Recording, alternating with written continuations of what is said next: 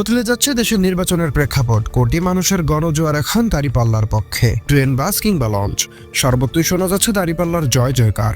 ঠিক এমন এক সময় জামাত ইসলামের বিরুদ্ধে একের পর এক চক্রান্তের অভিযোগ উঠেছে। প্রথমে দলটির আমিরের এক্স অ্যাকাউন্ট হ্যাক করে তাকে বিতর্কিত করার চেষ্টা, এরপর ঠাকুরগাঁও জেলা জামাতের আমিরকে 50 লক্ষ টাকা সহ গ্রেফতার। ঘটনাগুলোকে ঘিরে তৈরি হয়েছে ব্যাপক আলোচনা ও সমালোচনা। দলটির নেতারা বলছেন, নির্বাচনের আগ মুহূর্তে জামাতকে ফাঁসাতে এবং জনসমর্থনের জোয়ার ঠেকাতে পরিকল্পিতভাবে এসব নাটক সাজানো হচ্ছে।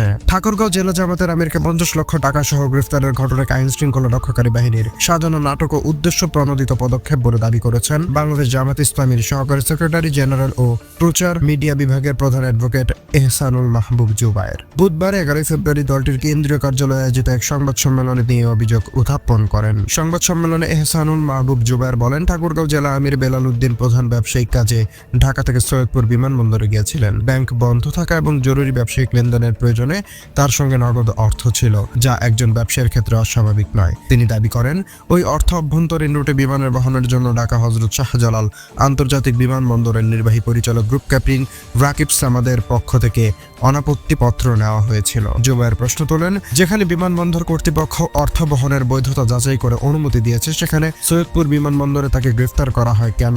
তার অভিযোগ, আসন্ন নির্বাচনকে সামনে রেখে জামায়াত ইসলামের বিরোধী জোটের ভাবমূর্তি ক্ষুণ্ণ করা এবং জনগণকে বিভ্রান্ত করতেই এই ঘটনা পরিকল্পিতভাবে সাজানো হয়েছে। কোনো তদন্ত ছাড়াই বিষয়টিকে নির্বাচনের সঙ্গে যুক্ত করে গণমাধ্যমে প্রচার করা হচ্ছে বলেও তিনি দাবি করেন। অভ্যন্তরীণ রুটে অর্থ বহনের বিষয়ে জানতে চাইলে শাহজালাল আন্তর্জাতিক বিমানবন্দরের নির্বাহী পরিচালক গ্রুপ ক্যাপ্টেন রাগিব সামাদ বলেন, অভ্যন্তরীণ রুটে অর্থ পরিবহনের নির্দিষ্ট কোনো সীমাবদ্ধতা নেই। তিনি আরও জানান, সৈয়দপুরে আটক জামাতের নেতার সঙ্গে থাকা অর্থের বিষয়ে শাহজালাল বিমানবন্দর কাস্টমস কর্তৃপক্ষকে অবগত করা হলে তারা এতে অনাপত্তিপত্র প্রদান করেন।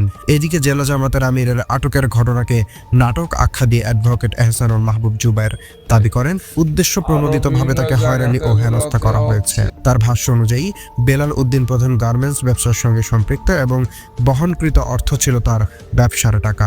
টাকার উৎস সম্পর্কে যথাসময়ে প্রমাণ সহ বিস্তারিত জানানো হবে বলে তিনি উল্লেখ করেন। তিনি আরও বলেন, বেলাল উদ্দিনকে ঢাকা আন্তর্জাতিক বিমানবন্দরের ডেমোক্রেটিক টার্মিনাল থেকে নিরাপত্তা কর্মকর্তারা অনাপত্তিপত্র প্রদান করেছিলেন এবং নির্বাহী পরিচালকও এতে সম্মতি দিয়েছিলেন। সেই অনাপত্তিপত্র সঙ্গে থাকার পরও সৈয়দপুরে পৌঁছানোর পর তাকে আটক ও জিজ্ঞাসাবাদ করা হয় এবং হেনস্থার শিকার হতে হয়। অন্যদিকে আইন শৃঙ্খলা বাহিনীর পক্ষ থেকে বলা হয়, জিজ্ঞাসাবাদে বেলাল উদ্দিন প্রায় স্বীকার করেন যে তার সঙ্গে 50 লাখ টাকার বেশি অর্থ ছিল।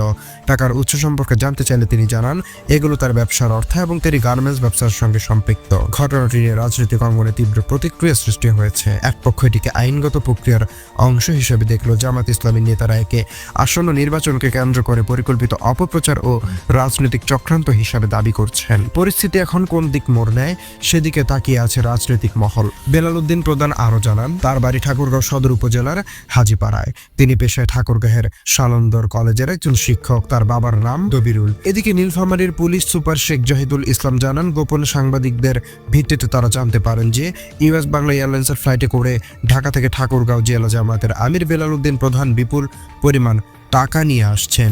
এ তথ্য পাওয়ার পর বিমানবন্দরের গোয়েন্দা সংস্থা সহ বিভিন্ন আইন শৃঙ্খলা রক্ষাকারী বাহিনী সতর্ক অবস্থান নেয় এবং পরবর্তীতে তাকে আটক করা হয়। এদিকে পরিস্থিতি ঘনীভূত হচ্ছে আরেক দিকে।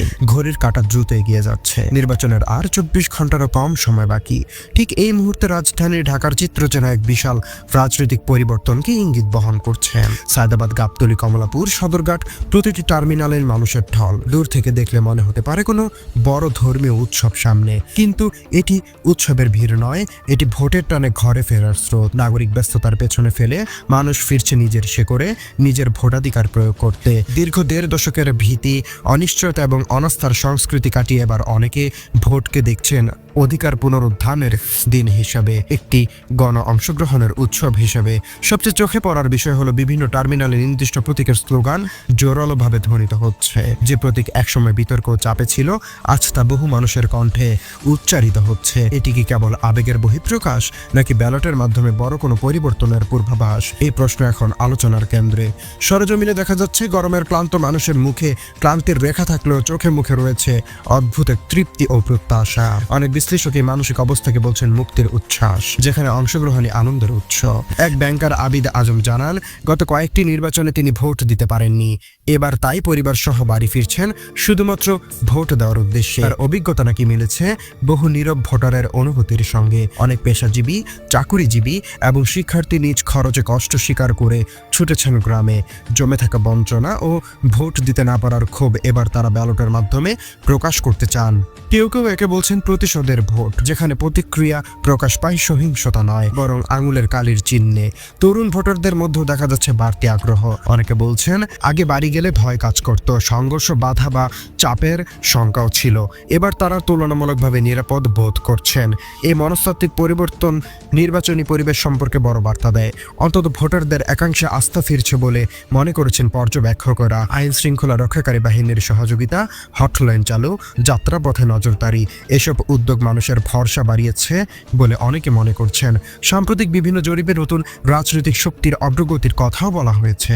টার্মিনাল স্লোগান ও জনস্রোতকে অনেকে সেই জরিপের মাঠ পর্যায়ের প্রতিফলন হিসেবে দেখছেন। যখন মানুষ স্বতঃস্ফূর্তভাবে কোনো প্রতীক বা প্রার্থীর নাম উচ্চারণ করে, তখন তা তাদের তৃণমূল সংযোগের ইঙ্গিত বহন করে, যদিও চূড়ান্ত সত্য জানা যাবে কেবল ব্যালট গণনার পরই।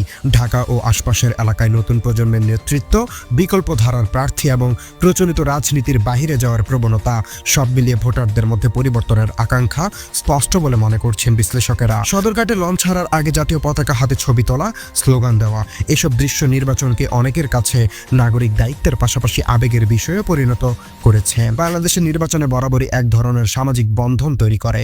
রাজনীতি, পরিবার, গ্রাম ও স্মৃতি সবই যেন একই সুতোয় গাঁথা। কমলাপুর স্টেশনে কর্মব্যস্ত নগর জীবনের মানুষ যখন শেকড়ের টানে ফেরে, তখন ভোট কেবল রাজনৈতিক ঘটনা থাকে না, হয়ে ওঠে সামাজিক পুনর্মিলনের উপলক্ষ। অবশ্য অতিরিক্ত ভাড়া, শিডিউল বিপর্যয়, দালাল চক্র এসব সমস্যাও রয়েছে। তবুও অংশগ্রহণের আগ্রহ অনেকের কাছে এসব বাধাকে ছাড়িয়ে গেছে। নারী, শিশু, প্রবীণ সব বয়সের মানুষের উপস্থিতি প্রমাণ করেছে ভোটাধিকার তারা ব্যক্তিগত মর্যাদা হিসেবে দেখছেন। আমার ভোট আমি দেব, যাকে ইচ্ছা তাকে দেব, এই সহজ বাক্যটাই যেন এবার সবচেয়ে শক্তিশালী স্লোগান। যদি এই জনস্রোত বাস্তবে ভোট কেন্দ্রে উপস্থিতিতে রূপ নেয়, তাহলে বড় ধরনের ভোটের উপস্থিতি দেখা যাচ্ছে। আর উচ্চ ভোটার পরিস্থিতি অনেক সময় রাজনৈতিক ফলাফলের গুরুত্বপূর্ণ প্রভাবে ফেলে। প্রিয় দর্শক, এই ছিল আমাদের হাতে থাকা সর্বশেষ আপডেট। জামাতের আমিরকে 50 লক্ষ টাকা সহ গ্রেফতার, সেটিকে ঘিরে ওঠা ফাঁসানোর অভিযোগ এবং নির্বাচন পূর্ব উত্তেজনাপূর্ণ পরিস্থিতি, সব মিলিয়ে রাজনৈতিক অঙ্গন এখন টান টান উত্তেজনায়। এসব দাবি এবং পাল্টা দাবিকে আপনি কিভাবে দেখছেন তা অবশ্যই কমেন্ট করে জানাবেন। দেখা হচ্ছে পরবর্তীতে নতুন কোনো ভিডিওতে। ততক্ষণ পর্যন্ত সবাই ভালো থাকুন, সুস্থ থাকুন। আল্লাহ হাফেজ।